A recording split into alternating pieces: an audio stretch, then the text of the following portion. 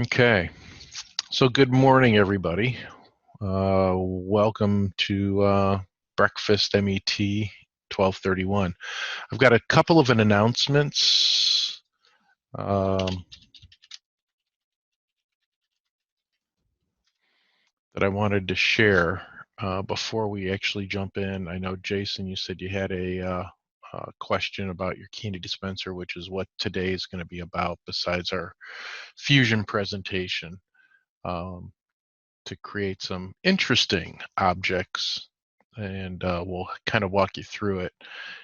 Inventor is similar, but it's a little bit clunkier in how it handles it, but it's okay. We'll work through it. So announcement number one, let me go ahead and new share this. All right, and I will email this out to the group. So what I'm sharing is a conference opportunity for students to present designs. And I feel that your 5-gallon can opener has viability to make the presentation cut for this particular conference. So the idea is that this group will need to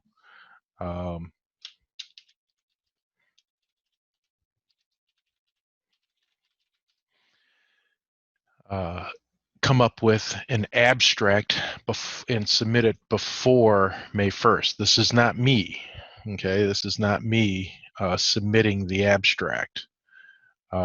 This is the students submitting the abstract. I'll be happy to help and edit and work in that way. But the abstract, let me also go to the website here and work from that direction too. So what we're doing is, so here's the deal. The competition, I just have so many little windows open here, it's hard for me to read. Crud. What did I do? I broke it. All right, so the competition and the conference is in November, and this particular conference is in Orlando, Florida. And the college would pick up the travel costs if the students are selected as part of the presentation process. And so in essence, you'd be presenting your concept design and talking about how the project was designed and developed and refined and testing and so forth. And the opportunity is that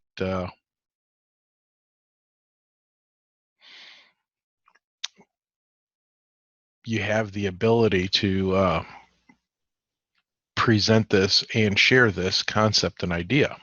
And it's one of those things that at times, for example, Josh presented at a similar conference on the bottle opener, where he went with Tennessee Tech and was part of the presentation team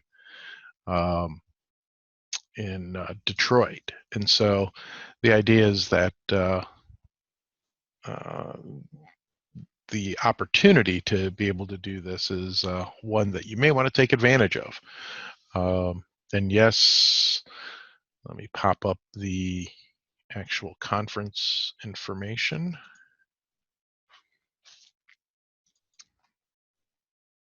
So the conference information, the conference is the middle of November, obviously November 16th through 20th.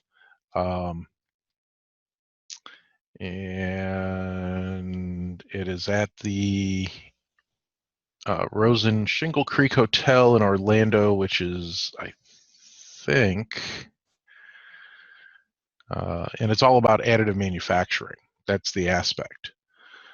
And you'll know by June 15th whether or not you've been selected as a speaker. And so we'll know that particular process. Let's see here.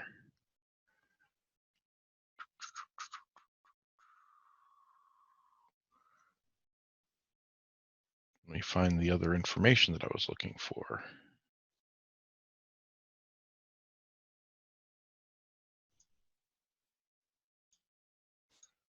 Pop up the map here.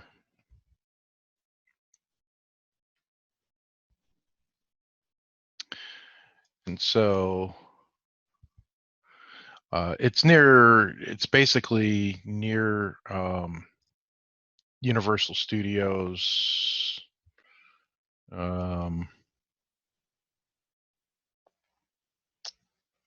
Disney, that general vicinity. It's near the Orange County Convention Center. Yeah, it's kind of in the center of things is where the conference is being held in terms of the hotel. It's not far from Disney, that kind of thing. Let's see here. Trying to think if there's anything else that I can provide. Do you have any questions as a potential option or an opportunity?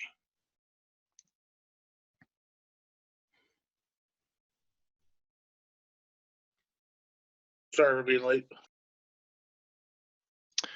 So, like I indicated that, then you can see on the screen, there's a student presentation competition, and it's about additive manufacturing. And I'm thinking that the tool that is prototyped and can be refined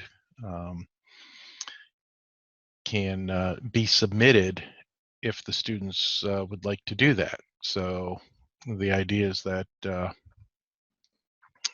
ASTM, if you get selected to present, obviously they give you a hotel here. The college would pick up the cost of the airfare down there. And you have the opportunity to actually win. And some funding is part of this. So doesn't hurt to submit. And so to submit, what you'd have to do to submit is go to their website here on the bottom.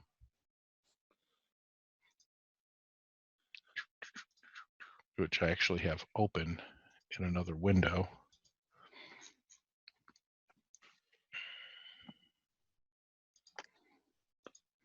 So it's ASTM National. And by the way, ASTM basically sets all the standards for additive manufacturing. And that's what they do, is they're a standards organization. So step one is to submit a presentation abstract. Now, what a presentation abstract is, you get 150 words to describe your design. And in 10 words as a title.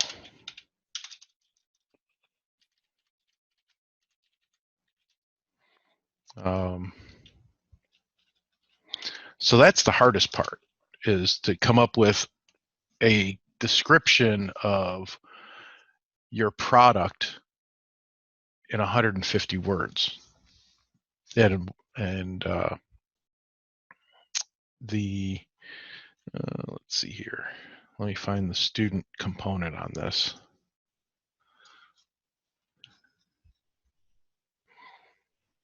Student presentation competition, that's that.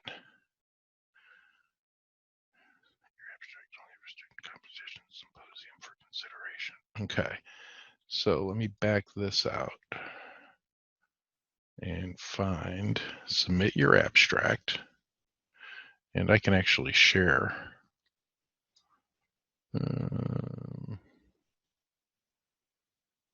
Sharing that. Let me submit our login page. All right, so you're looking at, what I did is I went to the ASTM website, I clicked submit a presentation. So what you'd have to do is create an account, complete the author information, complete the publication policy, which basically means that you have not published it anywhere else. It's just a statement.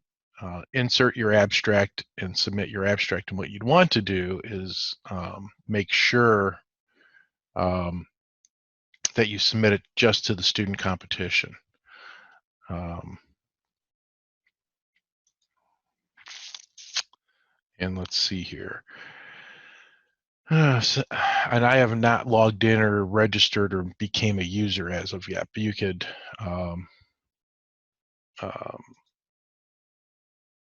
basically, I just clicked in the account profile, and that can, you basically fill out your information, professional information, again, your students.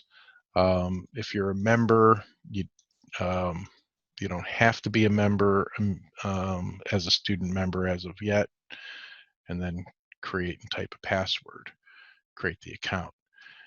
From there, it'll then ask you to upload a document with 150 words and the 10-word title. So the harder thing is to come up with that abstract. When we get to the open lab, I'll see if I can find an abstract that I created for a conference presentation, so you can get an idea of what an abstract looks like for a conference presentation. So that way you get a concept of what we're looking for, or what they're looking for when they review that.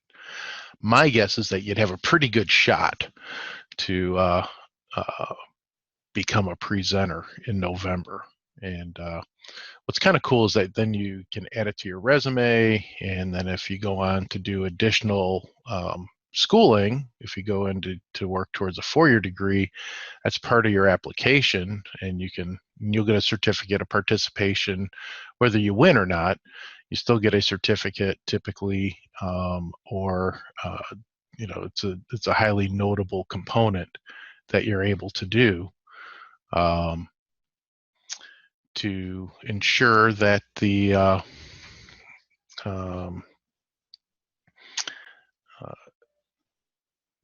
evaluation or selection committee for your application for undergraduate work is noted. And so, again, it's just one of those things that you're able to point to on a resume, that kind of thing, that you made a national presentation at ASTM, which is a highly recognized engineering society, with that. All right, so I will get an abstract concept after break when we get to that point. Any other questions? You can either chat them or unmute on what the process is. So 2 or 3 or 4 people, the whole collaboration team can be presenters. There's nothing that says that, it's only 1 or 2 people. It can be a whole group to do the presentation. I'd be willing to do it with the guys, with everybody. Yeah. Well, and that's the key. It's usually an interesting, and you get to meet other students, both graduate students and undergraduate students from around the nation from other colleges, as part of the other cool component of this. And there needs to be some refinement on this particular product, and we can discuss that a little bit later today after we're done answering everybody's questions. It's still a little bulky, a little thick. There's probably some, we can probably cut this physical size of the object by about 1/3, and just have larger protrusions, but make this thinner and just have it connect up. So there's different things that we can do to make this more efficient and lightweight it structurally. So we can honeycomb it more on the inside so it's more efficient. And if, by the way, if you extend this sharp edge a little bit farther on one side, just bring it out and bring it down, you could then use that to open up the slots around the side of the bucket as a cutting tool. So it becomes a complete tool for opening those buckets. And then of course we can 3D print it and then test it on several buckets, and there might be some design revisions that can occur even after this class. So even through the summer, this team can continue to collaborate on this particular project. You can, by the way, Zoom you can get a free account at Zoom and do a 40-minute free Zoom session at a time. So you can do free 40-minute sessions with Zoom. So just, thinking outside the box, the design team and development team. My expectation is that the Sinclair campus may open, not physically for classes this summer, but open to where we'll have access to the 3D printing machines and so forth this summer. So we would be able to 3D print additional solutions and work through that process. So something to think about. We'll let you kind of think about it and work from there. So this morning, I wanted to talk a little bit about 3D objects. And so it's something that we haven't really worked on a lot, is the ability to make three-dimensional shapes. And with your candy dispensers, you may run into a situation where you would like to have a three-dimensional shape. So as you can see on your screen now, I just reshared my Fusion. I created a three-dimensional slide. Okay. And so this candy slide can be developed and created really easily. I was quite surprised at how easy it is to create a shape to have that. Now we could theoretically create something that actually swooped in multiple directions. And so we'll see how we can do that too here in just a second. We'll create something that kind of comes in, goes to the side, comes back to the side, and back to the middle. So we'll see how that can work out. A little bit more complex. But in the past, we've kind of shied away from creating three-dimensional sketches. And I did that because the complexity and the visualization of three-dimensional shapes, having multiple levels and angles, is a little bit more challenging initially for students. And so we tried to keep everything on a two-dimensional plane. Well, as we're coming towards the end of this particular class, now's the time to start to introduce some of those more advanced concepts of three-dimensional shapes and the ability to create things like roller coaster rails, or you wanted to create one of those or 3D print or create a series of rails that a gumball can follow.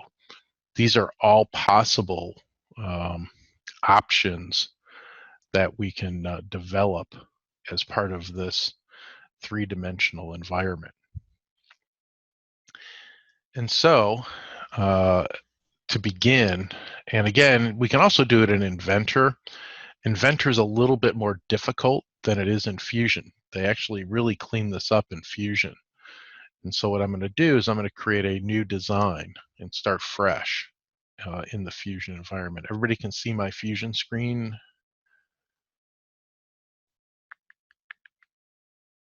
Is that a yes? Thumbs up? Yeah. Perfect. So yeah, in the chat, in the actual user window, you can do thumbs up and that kind of stuff. So I just wanted to go from there. All right, so I'll move this off to the side. We'll make that a full screen operation. So in Fusion, you know that we start with a sketch, like anything. So the sketch develops standard, and we have to start from a specific plane. Okay, whether the plane is on the bottom or it's a vertical plane, but we have to start with a plane. So this time I'm going to start with a plane on the bottom. And that plane on the bottom, remember, you have to now think in 3 dimensions. So we're now working on the tabletop surface. Okay, if you think about it this way, this is the tabletop surface. If I use the home, I'm now looking at that tabletop surface from an isometric view. Once you've chosen or started the sketch process, a sketch window pops up, or the sketch options pop up, which gives you the ability to turn things on and off to help you create the sketch. And one of the things at the very bottom here is called 3D sketch, and the ability to create 3-dimensional sketching. Now in Inventor, you actually have to start the sketching in a 3-dimensional sketch mode. So there's 2D mode and 3D mode in Inventor, which again, similar, okay, similar, but you have to go in with the intent to work in 3D in Inventor, whereas here you can turn it off by the click of a button in Fusion. So what we're going to do, or what I'm going to do, is we're going to draw some lines. And these lines are going to be the profile, okay? And the profile being the rail that the extrusion is going to follow on the sweep. So if you remember, last week or the week before, we talked about lofts and sweeps. And the idea is that a sweep follows a path, that you give it a shape and it follows that path along, or it meanders around that pathway to accomplish that development. So what we're going to be doing is developing a 3-dimensional pathway for it to follow. So the first thing I'm going to do is draw a line. And so notice that when we draw the line, we get the icon, which is, the term is triad, XYZ. And which color is X? Which color is Y, and which color is Z? X is red. X is always red. So if X is red, what does that make green? Y. And blue is always Z. But you can also see that I can draw, and I'm going to go ahead and draw just a single line along this y-axis. And I can type in the distance of the line. So if I make it 1.5 inches, it will draw the line 1.5 inches. Now when I draw a line from the new point, from the end point here, notice that the triad, or the XYZ icon, moves. And what's interesting about the XYZ icon is that I can draw, and I can use, if I highlight the little circle here, I can change the angle. So if I click and hold on that circle, I can rotate. Notice what's happening with the XYZ operating environment. It's physically rotating. And so if I rotate it up 45 degrees, I'm now drawing 45 degrees vertical, and we'll draw a line 2 inches. So now you're thinking, yeah, okay, big deal. We drew a line horizontally, and then we rotated everything, and we drew a line 2 inches. But it is a big deal because this line now is 3-dimensional. Okay, and so now we can draw another line from this endpoint, and we can rotate it a negative, we'll do negative 60 degrees, and we'll draw this another 1.5 inches. And so when we start looking at this, this is the isometric view again. I just hit home. So we went from horizontal up 45, now up 60. I can now draw another line, and you're thinking, well, what's the goal here? Well, the goal is to create, and I can draw something horizontal now, 2 inches, And if I wanted to, I could then draw another line horizontal this way. And but we'll leave it at this right now and choose OK. So now we've got a line. These are on the same plane, and this plane is up in the air. So when we look at the front view, okay, this line is actually tilted a little bit, angled, and then it's another horizontal plane. So when we dealt with lofts, we created multiple levels of planes. So you could actually loft something to another plane and then design it. Well, we can also add fillets. So we can actually add a fillet in. And I don't know if a 1/2 inch arc looks good enough. We'll try a 1/2 inch arc. And what that fillet will do is that fillet will now smooth the transitions. Okay, but the fillets only work on a single XY plane. Will not work on the transitional planes. So what are we going to make to create a lofted shape?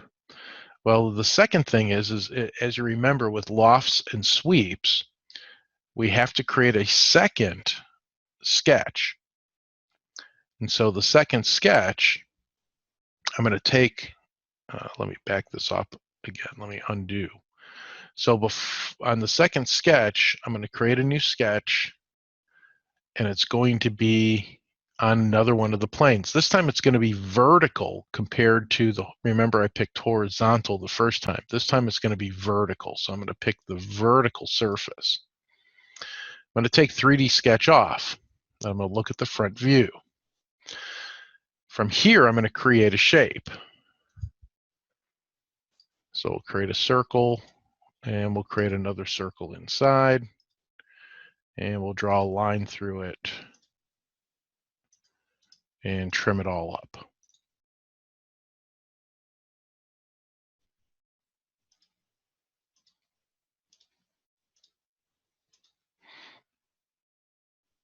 Okay, so on the end of this, I created a little circle and an arc and finished that.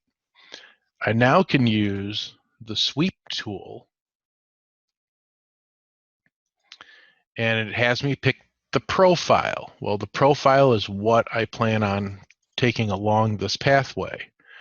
I have to go and select the path, and you can see what it does.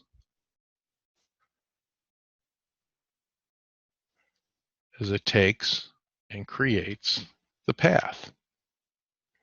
And you can see where it kind of rotates the path as we go along. And I can control perpendicular. I can do twist angles on it. I haven't tried a twist angle. Let's do a 15-degree angle twist. Nope, does not like 15-degree angles. Let's say 2-degree angle twist. Nope, still doesn't like 2-degree angle twists. So it doesn't like twists. And it's got to stay perpendicular to this object. But you can see what it's creating with this path. And as I change direction, it changed the direction of the object. Let's go ahead and choose OK. So now it's created this object as a 3-dimensional component. And so you have to be careful, like on the second pathway. Remember, the second pathway here went up diagonally slightly in a very skewed environment. So it didn't go up just perfectly straight along a axis. It actually went up off kilter at a certain degree. And I can go back to the sketches, sketch number 1 being the path, and you can see that it went off of center, and I could actually dimension that. So we can actually put an angular measurement in here. It's 134. That one went that way. And so we can actually set this at 45 degrees or 135. And then we can set this dimension.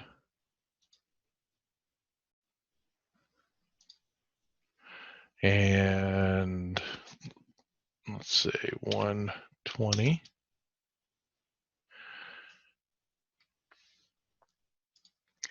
And then we can put this dimension at 145. And then this dimension, and that's the drawback is like these data points.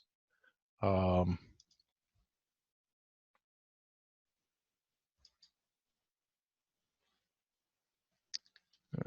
see here.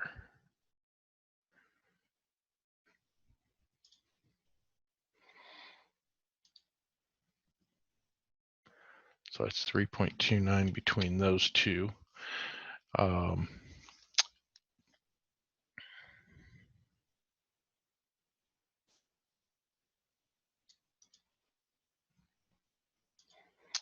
so then we're able to control the sizes and distances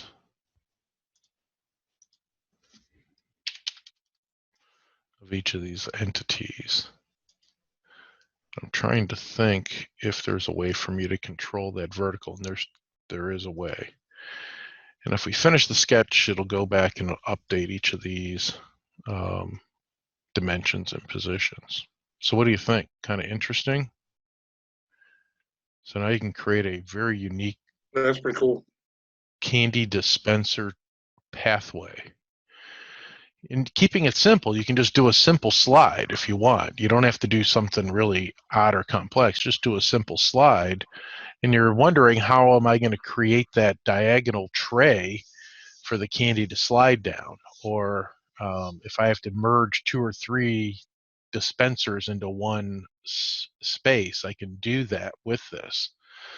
You know, I can create a tray at the bottom and have 3 of these dispensers empty into it.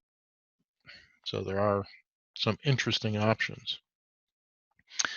Let's see if I can share. Okay, so now we're in Inventor. And Inventor, remember the option that we had in Inventor was to start a 2D sketch or start a 3D sketch. And so we can do the same thing in Inventor, but we'd have to start a 3D sketch. And then we can start that sketch from the 0, 0 point. And I can work on the different planes. So if I draw a line, so I drew the first line, then I'd want to work on the plane, and then I could draw an angle, and then I can work back on the plane, come straight across, and then I can work on this plane. And so when I'm looking at this from the front view, we have a straight one and then up to a new plane. Now I can go back and start to dimension these particular distances and so forth.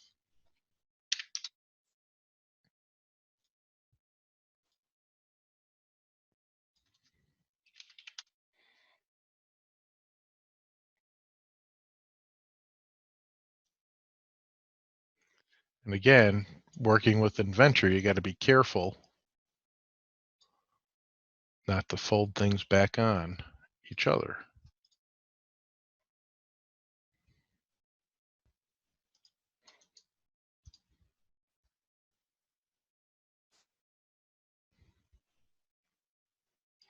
So let's do this.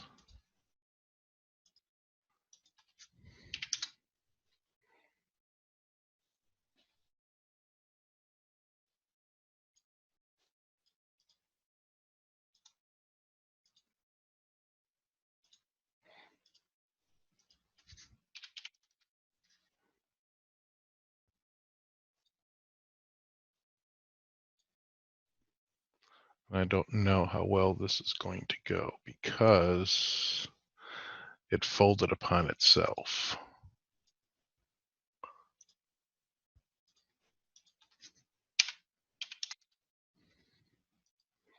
So you can see it actually goes up and folds upon itself. So I'm not sure if this is going to work or not. I know it's going to work along the first couple of paths, but I think that's going to be too tight. So let's throw a dimension in here to make this less tight. Right now it's 45. We'll over constrain, cancel. So there's a constraint on it that we'd have to determine.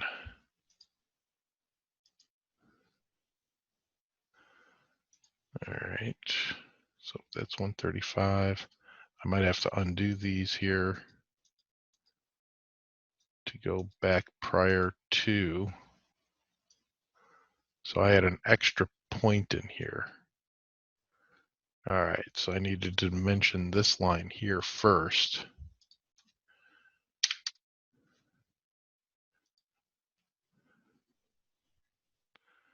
Ooh, that didn't turn out well either.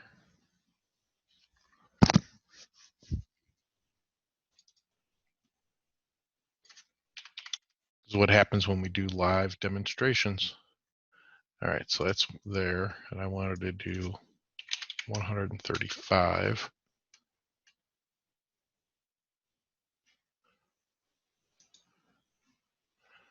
And 1/8 inch. I'm worried about this point here. We'll say 75.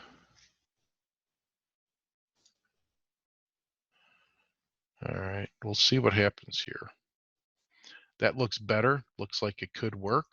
So we're gonna hit finish sketch. We'll create a new sketch. This is actually gonna be a 2D sketch. So the 2D sketch on the XY plane. And we'll create the 2 circle thing again.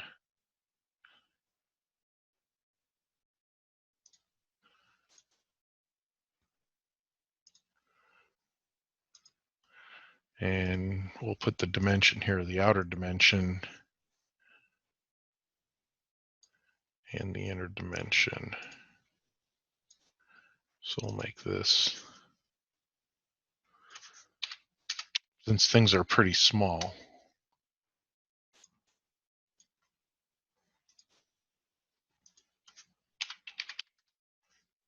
we'll set this up as a pretty small environment also. Just draw a line, trim.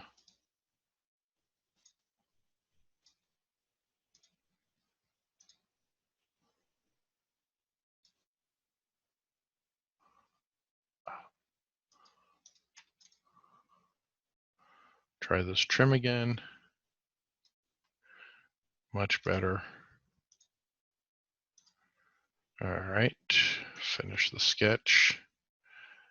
And we want to sweep this. Here's our profile, pathway, and there's the pathway.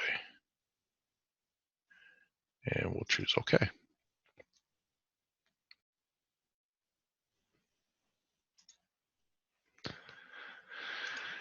All right, so you can see you can do the same thing in Inventor. It's like I said, it's a little bit clunkier, especially on the angle side, but realistically, this particular Inventor side works similar. You know, it's not exactly the same, but it's similar, and using that 3D sketch is what gives you that ability. And we can change this section to make it a little bit bigger as part of that. So in the 3D sketch, we can add a dimension here on this, and we can make this 0.35 and finish the sketch. And now that section is longer, so you can control that. So concept-wise, still works the same. It's just a little bit harder because you have to work in both the 3D sketch and the 2D sketch operating environments. So but again, it gives you the ability to create something kind of cool as a sweep to dispense your candy with, if that's something that you're needing on your design. All right, questions on 3D sweeps? No. Mine's just coming straight down. Which is perfectly okay. Again, my goal is to give you different tools that may be available or to show you different capabilities that are available. So it may not apply to your design. It may apply to your design. Your design may modify because of this. And you say, oh, yeah, I could do this. Or as you're designing, you might come up with another, this may become a solution for a problem that presents itself with that. You could also,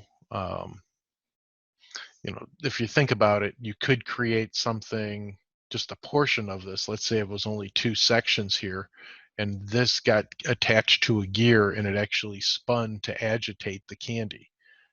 Kind of like not an auger, but something to just mix the candy up with. Right. Kind of deal. So there's all different ways that you can use this 3D sweep tool for that option. All right. Other questions or other problems that you had? I know Jason's got a question about his design that we'll talk about, or that we'll work together on. I had a quick question. Okay. On the auger that I'm using, the first one I did, I was gonna use it for like a smaller candy. It's only like an inch big. Is that gonna be big enough to do candy? Well, it depends on the candy that you're working with. So you've got the measurements of the candy, and so the candy, because I think I'm sharing. What am I sharing here? Yeah, I'm sharing Fusion. So the candy would have to fit between the auger points. Right.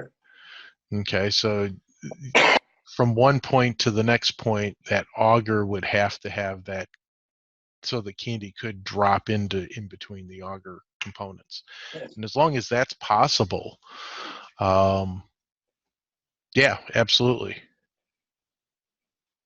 So having a short 1-inch auger is fine as long as. Well, it was more the width and the length. Sure. But as long as the candy can fall into the, where it can move the candy, that's the key. Right. So it's not really the width of it; it's the width of the space in between. Correct.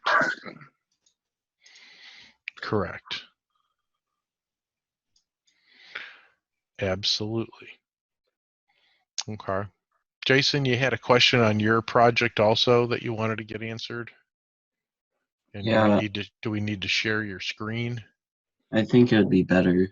Okay. So I need to turn that ability on.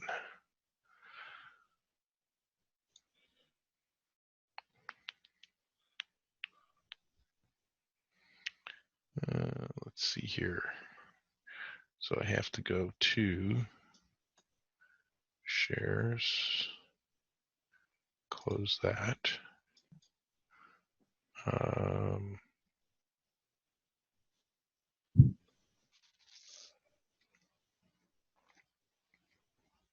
We just had a new Zoom update for security, and so they moved some things around. So now, okay, so that's under there now. So I believe you can now choose to share your screen. I can stop my share, and you should be able to now start your share. Okay.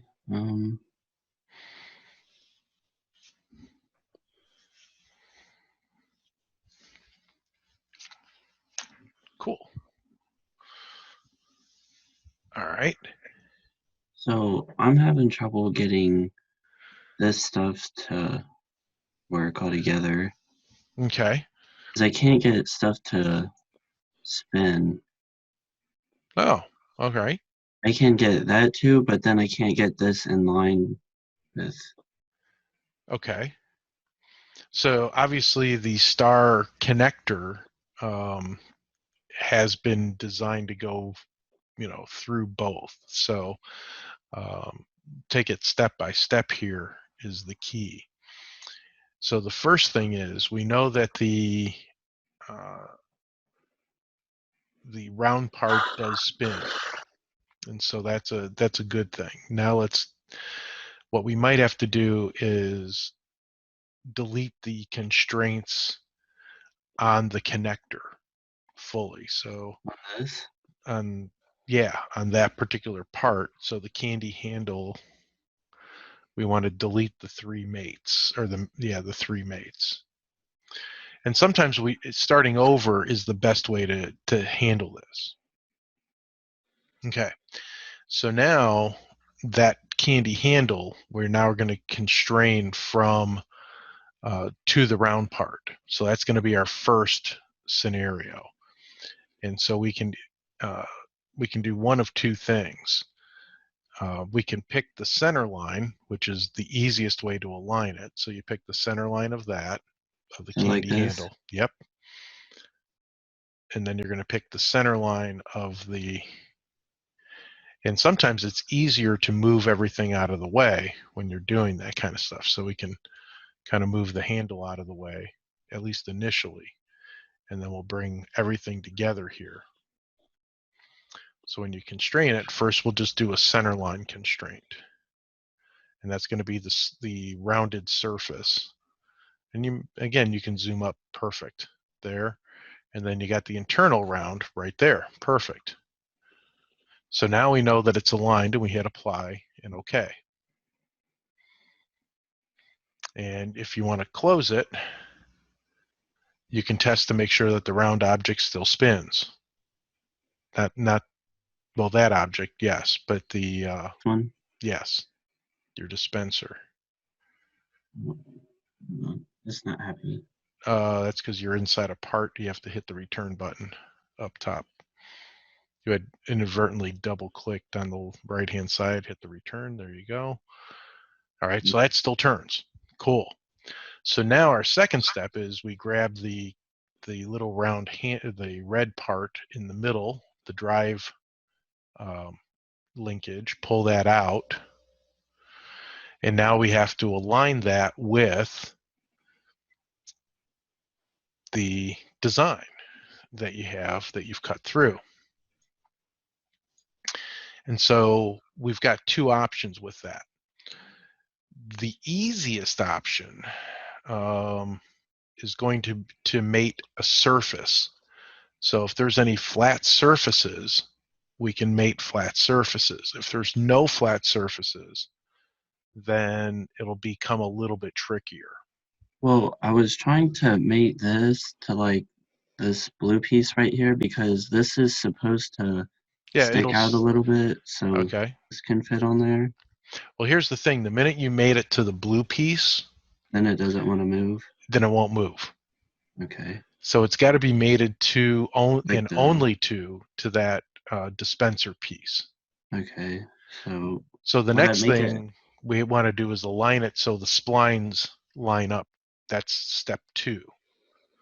Now that we've got it centered, now we have to lock the splines in. So let's pull it out of the way just a little bit. All right, so now we have to align the spline. So it's going to be a constraint, and I'm not sure if there's any flat surfaces on those splines or not, but we'll try it. I was just always kind of picking these things, but I don't know. What do you think I should pick? We can try several different items because everyone, we can test it, and if it doesn't work, we can always undo it. And we, every time that we put a constraint on, we're going to test to make sure that it moves. So we can either pick the side of the object or one of those flat surfaces. So pick a flat surface and see what happens. One of the Like flatter. this? No, that would be an edge. You could do an edge if you could pick the same edge inside the groove. If so if you pick that surface there. This one? Sure, we can try that. And then you got to pick the same surface inside the object. It doesn't have, and again, that's the key. Okay. Now notice that the arrows are in opposite directions. And so we can control, right, we can either do aligned, we can do opposite. And the thing is notice that it isn't jumping into place. You can hit the apply button, but it's probably gonna fail. Okay, because it doesn't match up or there's an alignment issue. And that's always what I'm always concerned about is alignments. So you could try, and again, you can cancel it and start a new constraint, and we can try another surface, because that's the only way to do that is to set it up and try a different surface to align. Well, I was trying to be more intricate and do it this way, but I also was thinking about just scratching this and just do like a keyway. You could do that, or you can make one of those square. You can keep the other ones round, but if you made just one of those openings square, Oh, okay. and that way you've got two edges to work with. So you can try that edge, the edge on the top of the spline as one of the options. And we'll see if that works. Like right there. And then we have to get to a top of the spline in the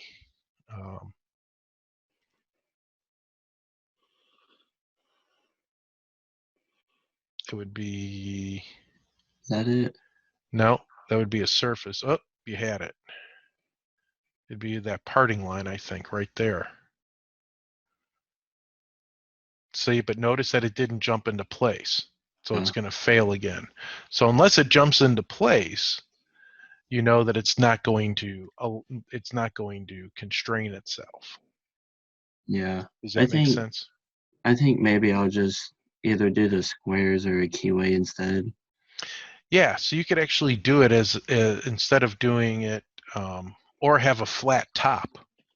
If you had a flat top Yeah, on your design, you can go back to the candy handle sketch and just make the top flat. Then you could constrain, and then you'd have to make the star pattern flat on the top.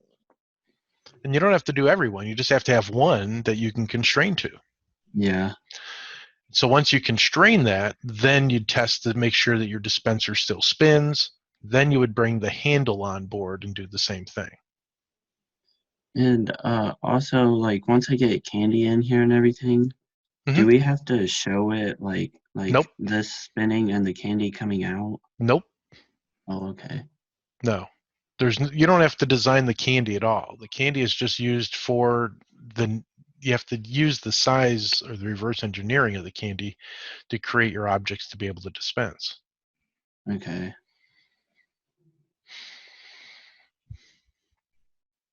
So yeah, so the star pattern, a cool idea, but we need to have that flat surface to make constraints easier inside Inventor.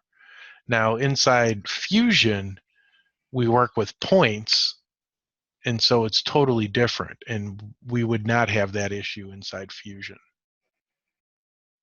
Yeah. So I'm just throwing that out there. Cool. Well, thank you though. That helped a lot because I couldn't get anything to work.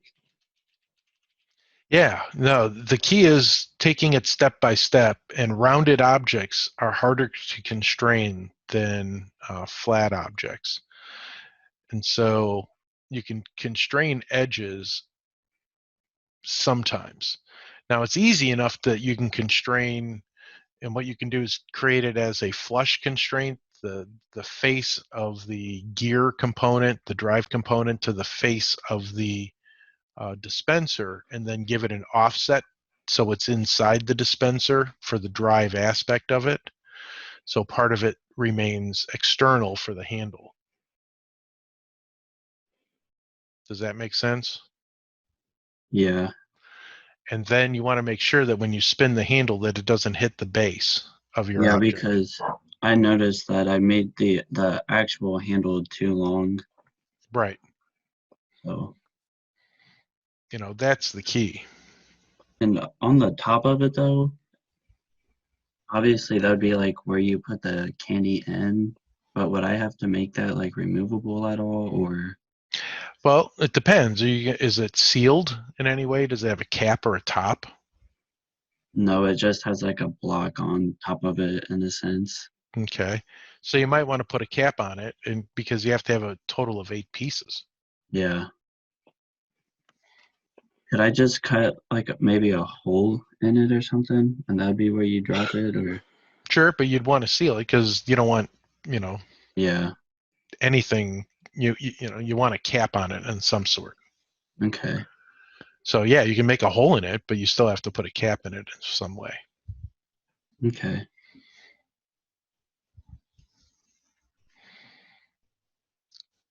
Other questions?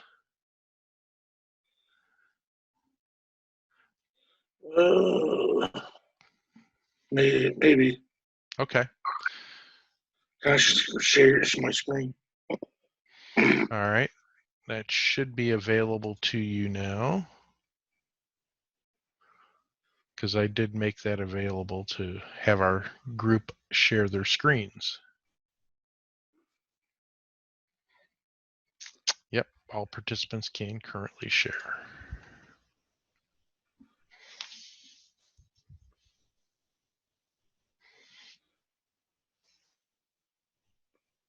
Let me know when you see it. It has not popped up yet.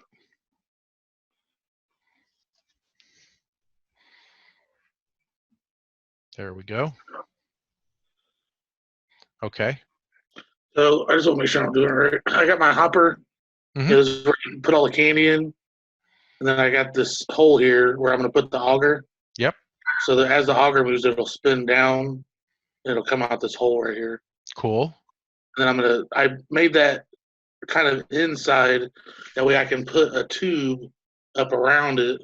Mhm. So there's no way for anything to fall out and then Nice. I can made it pretty easily too with that. So Yep. that will seem to be about what we're looking for. No, that should work. Just make sure when you design the auger that the candy can fit between the auger fins. Yeah. So it can move it. I got it an inch big. I'm thinking as long as they're. Yeah, that should work. Based on again, we get the candy. The candy sizing is back a couple of videos, but we did the candy sizing for you. Or if you picked other candy, it's got. I was thinking if it was too big, I could just use like some Reese's. If I use regular M&Ms, it'll definitely fit. Yes, You know what I mean? And then I can make a bigger one for. The diameter of the lifesaver is the key, though. So the big part is that lifesaver would have to drop in deep enough into the auger. Well, if I did the lifesaver, I can just because I was gonna use that those mini candy bars. Mm-hmm. I was just gonna use a flat gear that's as it spins, it has a hole in it, and then they'll just drop through that hole. Okay. Because that way, all three of the candies can come out at once. Mm-hmm. I figured there'd be 2 holes in that, and then I'll have an auger on both sides of that. So as I'm spinning it, the mechanisms will all work at the same time. Oh, interesting. And it'll drop candy from both the left and right side, and then every half turn you'll get a small candy bar. Mm-hmm. So interesting idea. And I was just gonna drop the tubes into a box. Okay. And then I was gonna make that box a wood box, and that's where I was gonna bring the candy together so they all came out together. Sure. In the front of it. I was just gonna hollow out the box. Mm-hmm. And then put a dome around it all. Sounds very plausible. Absolutely. Neato. I'm getting through this a lot easier than I was like I was having a little hard time getting it to mate, but I figured out how to get it all. Mm-hmm. I started with the flush constraint, and then I added another constraint. So I've only got 2. Let's see, I got. Yeah, but you got airs on the mate constraints though. So yeah, I was gonna ask you about that.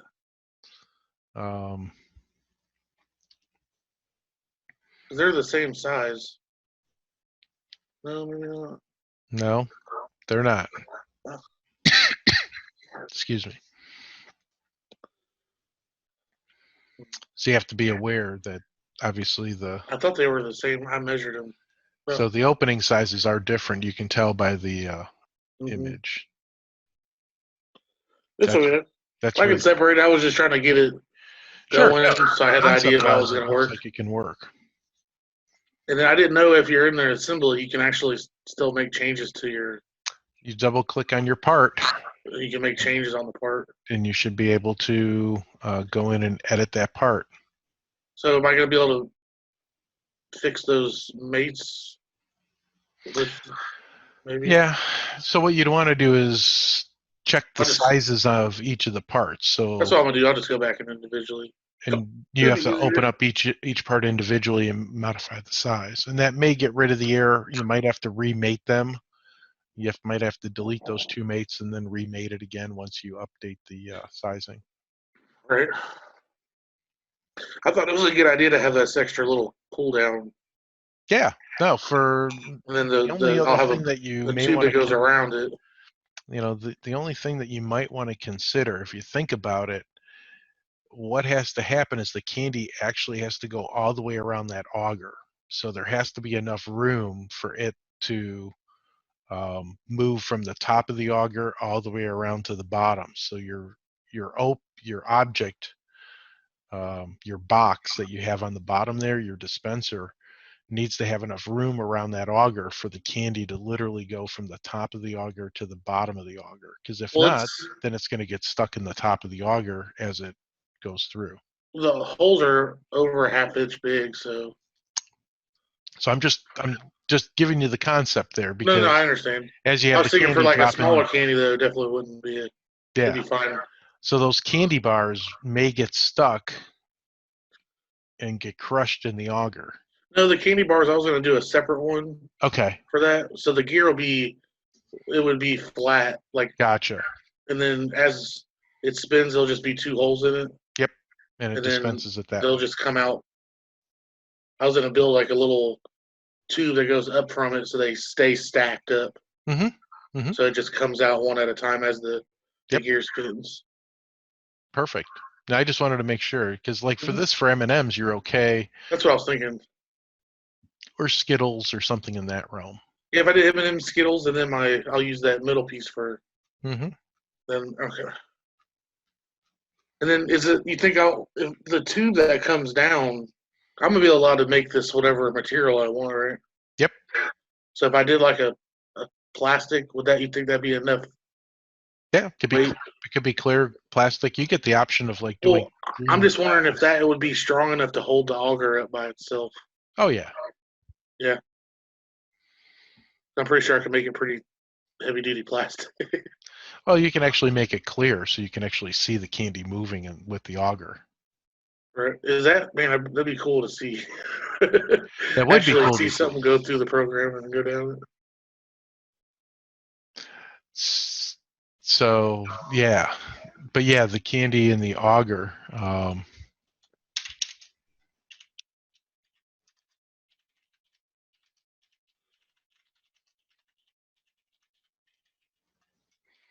I might shrink it down a little bit.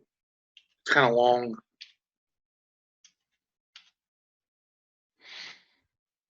Yeah, that's your call. That's your call. I kind of wanted to go down that though. You know what I mean? Instead of just being one turn and it's there, I'd want to Sure. turn it a little bit. You know? Yep. The anticipation is part of the Yeah, fun. exactly. When's it gonna come out? That's But right. eventually, though, once it gets down to the end, every time you turn it, it'll start. Correct. So either way, Till the hopper runs dry. right? So I guess it doesn't really matter. It would work. We'll see what it looks like when I get it done. I can always shrink it later. Absolutely. No, it looks good. Just work on those fitments on the between the hopper and stuff. But that's Definitely. easy to fix. Yeah, I'm gonna just no big deal. I think your wall thickness is a little bit off on between the two. That's what I think it is because I know they're both an inch because they're matched really well here. Right. That's what I mean. It's just So the it's the wall. inside. It's the inside wall thickness. Yeah, yeah. All right, well that's cool. That's all I needed. Absolutely. Thank you. You're welcome. We'll see here now. I'll go back to screen share, and I will share my Fusion screen. And I will find an abstract.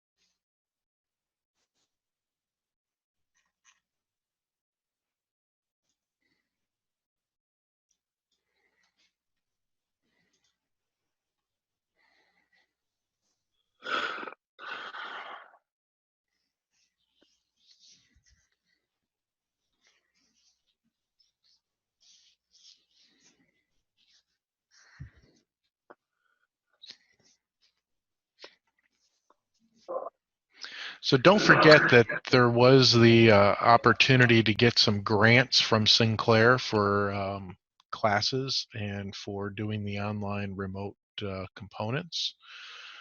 I'm just checking my email here real quick. I was wondering if you knew anything about that. Well, you would need to submit, and it could be it could be helpful for like a technology upgrade. You can't use it to actually buy food or anything, unfortunately, but you can use it to do technology upgrades and other components. Um, What do you mean technology upgrade? What do you mean? I don't know what the amounts are that they're dispersing, but you could potentially get a updated laptop if you've got a very old laptop, that kind of thing. I would think that they may consider helping you do that for the remote learning. You said I got approved for the grant, so I'm wondering if I can get that on top of what I already have left over for. Because every year they leave a little bit Yeah, of money left over for summer classes that they don't right. tell anybody about. So it'd be the grant on top of that, right? That would be the correct statement. Yes, it'd be on I top wouldn't of it. mind. I wouldn't mind spending and getting a nice laptop that'll run all these programs with ease. So that's an option. Looks like they're going to be doing some, let's see here, they're going to do some targeted scholarships. So for summer, if you're going to be interested in taking summer classes. So that may be an option to explore also. Don't know how how that's going to work yet. That just says that it's in the works. Let's see.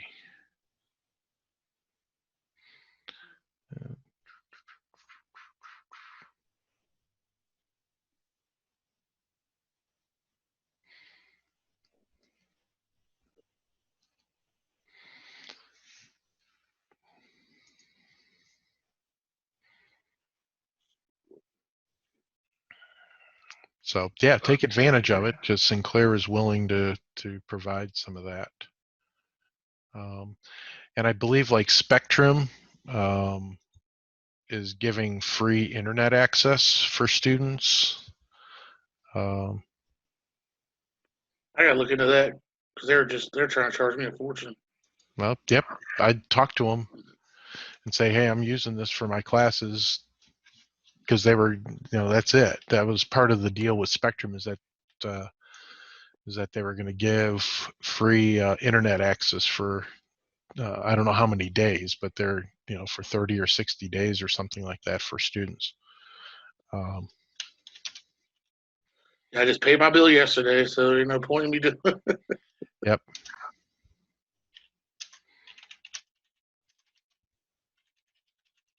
Hmm.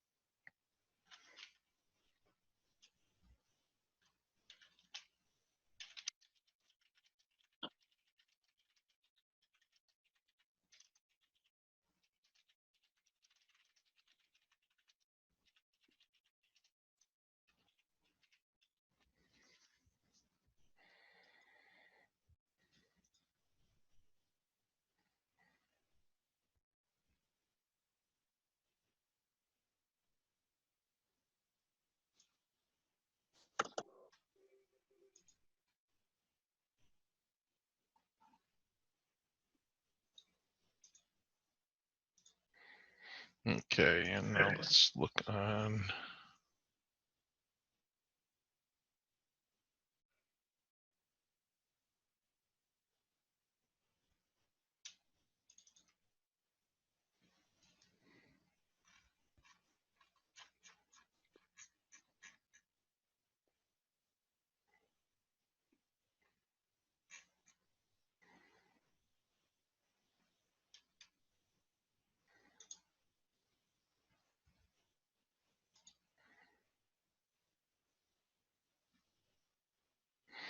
Okay,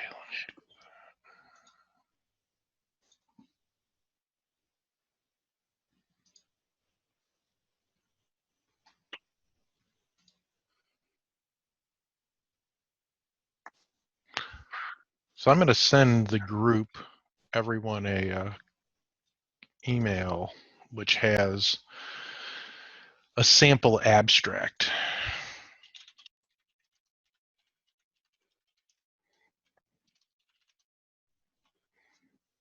And this was for a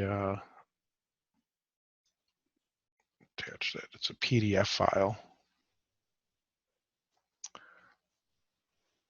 And so this would be like a conference presentation abstract.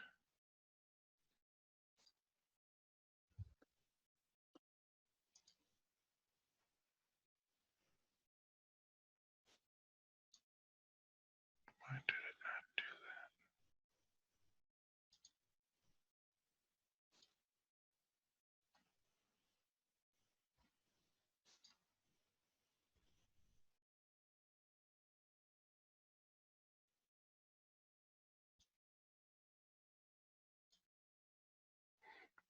that? There we go.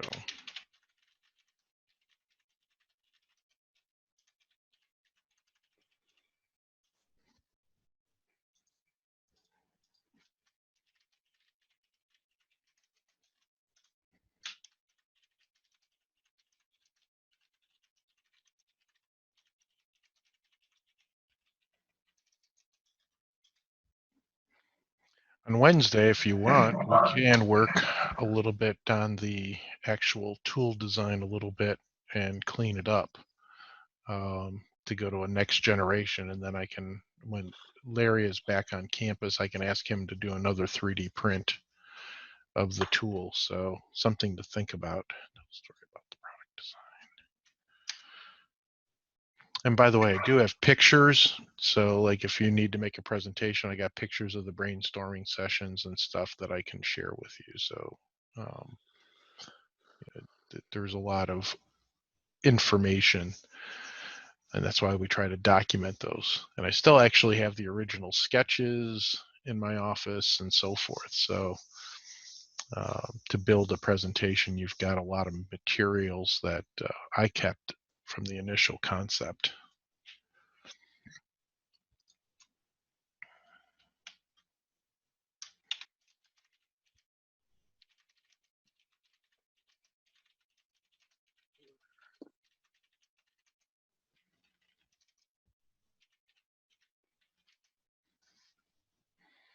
Okay.